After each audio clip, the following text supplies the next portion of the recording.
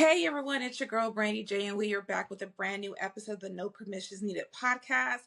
I am excited that we are going to have not one but two guests on today, and they are from the DMV Queens Women's Professional Tackle Football. Yes, you heard that right. Y'all know I support my professional tackle football players because they be on it. We are going to talk to them about their season, what we can expect, and who are the DMV Queens. So I'm just so excited. We're going to let them in, so stay tuned.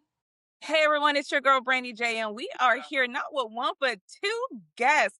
This is the first episode where we tried out having two people, so this is really exciting for me. And I just can't wait to really talk to these amazing women who we have. They play professional tackle football. Yes, you guys hear that right.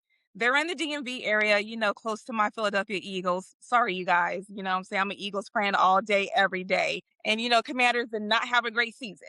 Anyways, Man, I was with you guys. you. I was with you till you said the Eagles. I'm on the other side of Pennsylvania. I'm Pittsburgh all day. I'm a little bit of the outcast then because I'm a cheesehead through and through. Oh my gosh. Born and Okay, raised first in of all, Wisconsin. Okay. I'm so happy you didn't tell me this before because I would have ended the interview. Don't hate on us. We got J So, Love. Come on. I know. We're doing So good. we We're have doing good. Coach Ash, who's part of the coaching staff for the DMV Queens, and we have one of their star players, Rachon Harris, here. So I just want to dive right in and ask the question that a lot of people ask when it comes to women's professional tackle football. Why do we have so many leagues? That's a great question. Yeah. I don't know why they just don't make one big one. Yeah. Yeah. The NFL has one big one, then the UFL if you can't make it in the NFL. So it's like, I think they're going to compete it out to see who gets bigger. But I mean, our league only started in 23 with our Wow. inaugural season in 24, and we've already Okay. blossomed.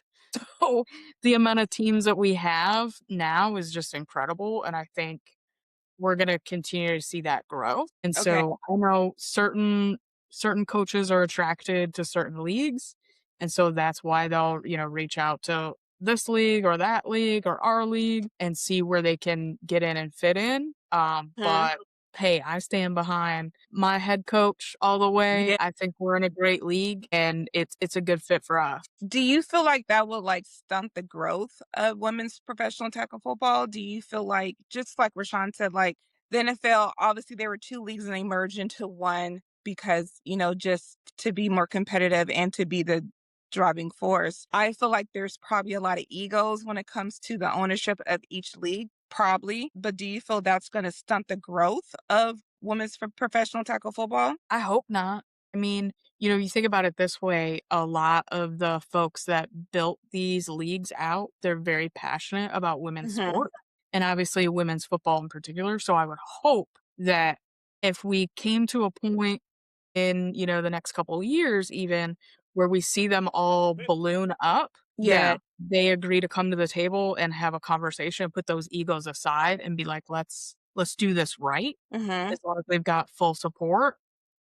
And I think we could make it happen just like the NFL did. Feel like it can happen, and I hope it does. My first experience out of women's probably 3 to 4 years ago, and I was like, tackle or tackle? And I was like, okay, let me go. I went, and I'm just on my phone watching Vampire Diaries. Like, I'm not even gonna lie. I was like, I don't know how this is gonna go. So let me entertain myself. And then I heard a hit, and I looked up, and I said, It's tackle. and watch. yeah. So, do you guys feel like there's still a lot of people who don't even know you guys exist? Like, just not just your league, but just women's tackle football. And what can we all do to support you guys? Yeah, I think there's a lot of people that don't know about women's tackle football. I talk to people all the time about joining, and they're like, wait, what? Women play tackle football? I was like, of course we do. Where have you been? It's all the times. But I think a lot of people, as you said, they've got, flag football kind of on a pedestal. And Yeah. we're starting to see that get the sunshine and daylight it deserves, but we're still kind of in the shadows. And Yeah. so I hope soon that folks start to look at us seriously and be like, you know what? There's a huge movement here that we need to highlight and get with. I know a lot of high schools now across the country are starting flag football, and then the colleges and universities are kind of jumping on the bandwagon as well. I feel like if they do that with women's tackle football, like introduce it in high school or even start at parks and rec level and let girls try it and see it out and not, oh, I'm just going to my brother's game or I'm cheering on my brother or my cousin or whoever else it may be. Like, let them get out there and see if they like it too.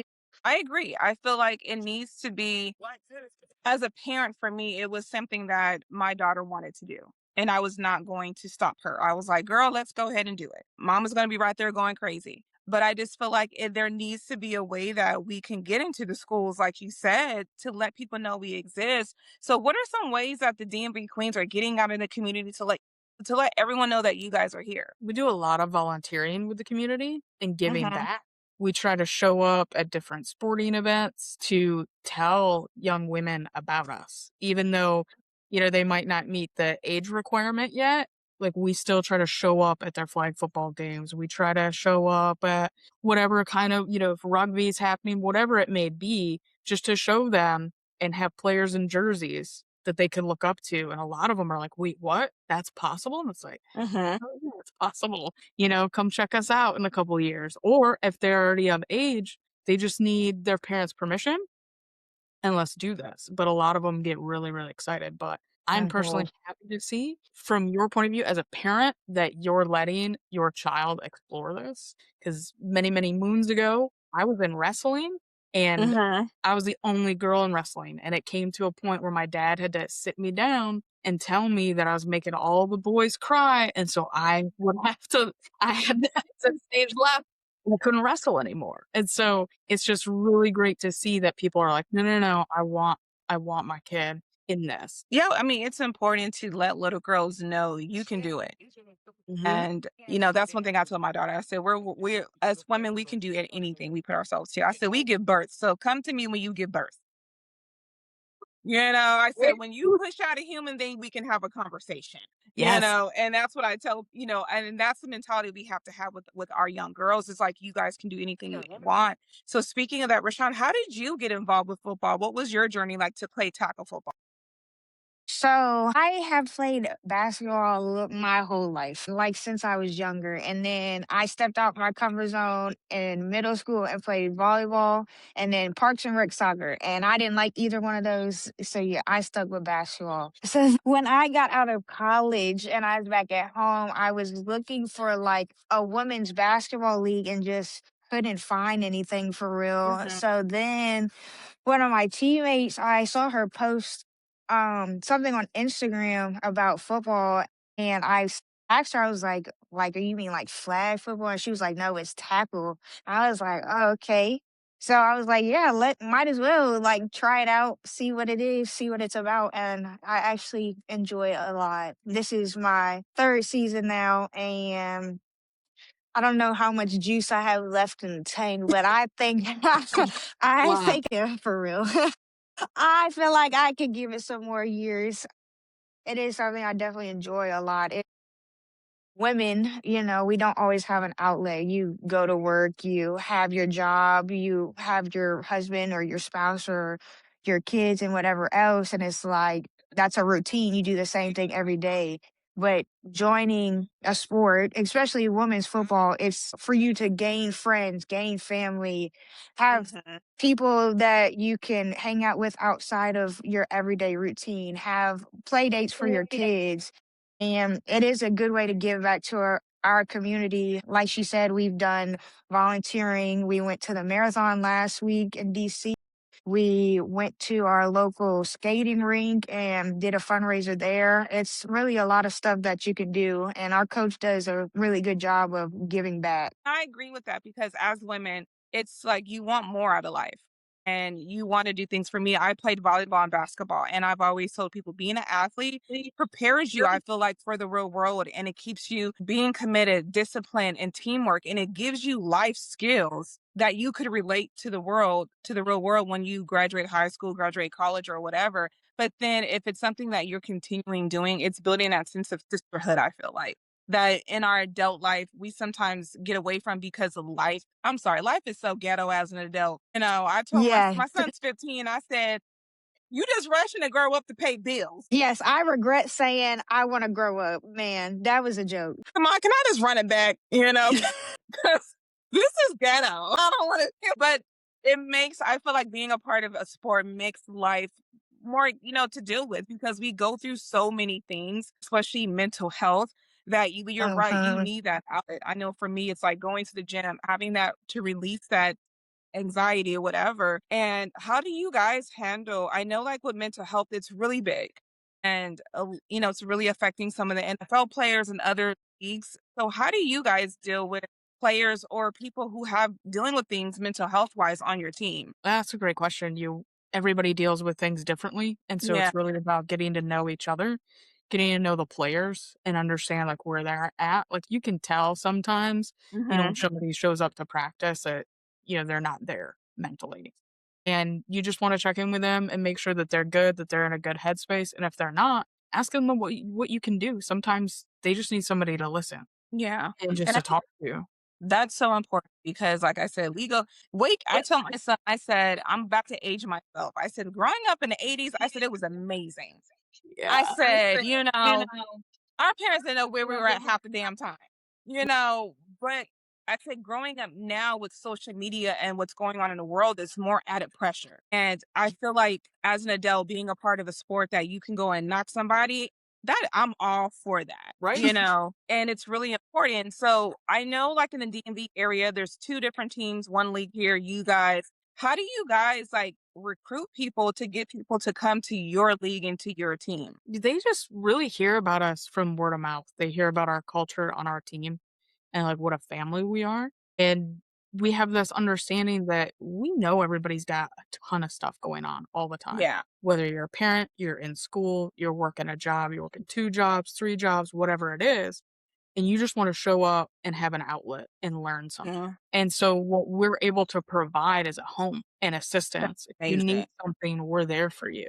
And if you want to learn how to coach, coach is all about that and supporting you Uh-huh. and ensuring that if that's something you want to do, whether it's youth sports, adult sports, he's going to make sure that you've got everything in your back pocket to make that happen. But we just really by word of mouth. And then folks, like Rachon said, a friend may post something and all of a sudden Hmm. they see what a blast they're having.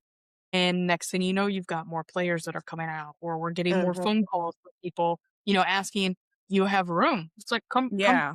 out. We always invite everybody to come check us out and see if we're a good fit for them. That's an amazing thing to have that support system, but to also have a coach who wants to help and to who wants to educate because I know sometimes there could be a disconnect or there could be Mhm. something where, a player wants to transition into being a coach and you're just so like, okay, well, what do I do? So having someone who supports the development and the growth is really a beautiful thing. And that's really important when you touch on like a family. So what ways are you guys a family? Because I know some families are toxic. Not saying y'all toxic or anything. I'm not saying that. I can only deal with my family in small dosage. I said, you know what, mom, I may come out for Thanksgiving. I don't know yet. I don't know. But how do you guys like what do you guys do off the field to make sure you guys are doing things as a unit, as a family? A lot of our players, like especially the new ones, are rookies. They are really excited to be here and want to develop that family, that sisterhood. So they'll be like, can we plan something outside of practice just to hang out, to get to know each other better so that that transfers onto the field as well? It's all Mhm. about building that chemistry, that bond, and knowing that, hey, this person not only has my back off the field, but I know when we step on the field together, they have my back as well. And they're going to make sure I'm good and I'm going to make sure they're good. And that's really important. I really love that. So I know the season is going to start soon. So I need to know, like, what are you guys excited for the season? Like, what can Can someone, if they've never been to a game, what can they expect this season from you guys? They can expect just explosive on the field. Mm-hmm. These women are just incredible in their own right. And some of them, yeah, they may be rookies. Some of them never touched a football for tackle football, never played even flag football. So they come in with an understanding of a position they may have in mind, but we see something different in them. And so Yeah. we might mold them into a different position, and they're just going to have a lot of fun out there. And I definitely Wow. say don't let nobody's age fool you, because you'd be surprised. Don't let nobody's age fool you. How many players do you guys have on your roster this year? 32. Wow. Yeah. That's a big team. How can brands support you guys? I know it's like a lot of the football teams need sponsorships, needs people to invest in you guys. So how can a brand contact you guys? Or like, why should a brand want to support the DMV Queens? Absolutely. Well, they can reach out to us at any time through social, or our email is the best way to get in contact with us. You can also call us, shoot us a text message, whatever is easiest for you. But Uh-huh. we really want folks that believe in community and supporting their community. We've got women, when we say DMV Queens, we've literally got women from all the way by like Baltimore, all the way past Mm-hmm. Richmond, Virginia. And so we're just Wow. everywhere. So if they are looking to support their community, our team's there. And that's great. I've been to the DMV area once and I went to Bojangles. Those damn biscuits. I had to go 2 days in a row. I said, what is this? Not the biscuits got you. I was just like, okay, I need another one. Like, I was like, we only got Popeyes out here. Y'all got something on a whole nother level. I was like, oh, these biscuits. I told my mom, I said, Mama, I couldn't live out here because it was me. I'm already thick. I'll be thicker. But I just really want to thank you guys so much for being on the show and really getting awareness out. This is what this platform is about. I started it because I just love helping women athletes and being a platform so people to know. And I'm all about, I don't care what league you're a part of. Let's all support each other. Let's all support women's sports and grow it to the level where it needs to be. And Mm-hmm. that is why I do what I do. And I just look forward to like, I really want to work with your guys' league because I'm all about women empowerment. Like, I'm like, what can I do to help? You I know, love I it. don't care if I'm all the way in California. What can I Yeah, do? But I I just love want to it. thank Because you I guys think so much. we're stronger together, right? And I think Yes. Exactly. if we continue to have these awesome conversations and get to meet folks from all over the nation, like anything's possible. And I keep saying, wouldn't it be great if somebody just like popped into our DMs and said, hey, let's figure out how to configure actual equipment to fit women's bodies so we can go out Yes. there and play better. I would Yeah. love to see that. There's Well, definitely they don't, I strength mean, in numbers. yes, seatbelts wasn't even designed for women, you No, know? right? I was in the Man, no. military. Our equipment was not designed for us. And, we Exactly. just came out with new equipment a few years ago. You Like, know, and I get with tell it. people, I said, men's been running the world for how long? And as you can see, they ain't doing And a you great can job. see, okay, You it's know, not I'm working. just gonna call it fade. You know, us women, we could be cooking dinner, helping kids with the homework, making up doctor's appointments, doing all these things, and then get done a certain way. And I just feel like you said, we are stronger in numbers. And, for me, this is why, like, I may not be a football player, but I know I can do marketing and branding, and that's my expertise. So that's why I was like, I want to see what can I do to help you guys, because that's really important of just having these conversations and building these connections, because you never know. And don't, you want me to come out to the DMV area, I'm on it, and I'm just take me to Bojangles first. Let's That's do all it. I I ask. will listen, we will We roll can up. give First you thing, Bojangles, any biscuit you need. anything. We will be at the airport. Tell us what time we got you. I just want to thank you guys for taking the time to come on the No Permissions Needed podcast, and just tell everyone all your Instagram handles where they can find you and where they can go look at the schedule to come attend to your games. DMV Queens, we got everything posted there. We try to keep live updates, and we're just really excited for folks to come out to the games. If you haven't got tickets yet, got to get on it. Let's go. Got to get those tickets. Y'all got y'all tax returns. Go get them Thank tickets, you. okay? Seriously. If you can spend 500 on Jay-Z, whoo, I wish I Let's was out go. there. You can spend Of the East Coast. I go to New York. Like I feel like I'm a New Yorker at heart. My dad was born and raised in Philly, so that's where the Philly side comes for me. Yeah. But I love the East Coast. Like I told my mom, I could live out there 6 months out of the year. Just, not in the winter time Come and on out. not in the Come out summertime. for football season. Come on out. I really want to come out back. I haven't been to the East Coast, like the DMV area, probably in like 4 to 5 years. And I really want to go back because I love the spirit of the East Coast. I really do. It's something different. I'll come back when, we have someone else in office, probably. Sounds good. Just gonna be like, she just had to say it. Yes, I did. Yes, I did. Listen, I feel you. I call it what it is. But I just want to thank you guys so much for coming on and supporting what we're doing with the No Permissions Needed podcast. And let us know how we can support you guys. I'm always reposting your guys' stuff. I don't care. I support women, and that's my motto. Like, I really don't care. And just don't mess with my money, my partner, my family, and we good. And that's what I said, we good. Yes. But so I just really want to thank you guys I know it's late out there. I don't want to keep you guys longer than what I need to, but I just want to appreciate you guys for taking the time to come on our episode. So make sure you guys follow the DMV Queens on all their social media. If you have a hard time finding them, go to the No Permissions Needed podcast IG page or J Impact, and you'll see it. Go on my stories because I've been reposting all their stuff. So don't act like I don't see that stuff and don't be playing with me. So make sure if you're in the DMV area, if you're traveling, go out to a game this season and support these amazing athletes and coaches because we can do better when we come together in numbers, and we're going to do better. I don't think their teams ain't going to beat my Eagles, but it's okay. Everyone can't be great like Jalen and the Eagles. Mahomes needs to retire, and so does Travis Kelce. Just putting it out there. You said it. I didn't.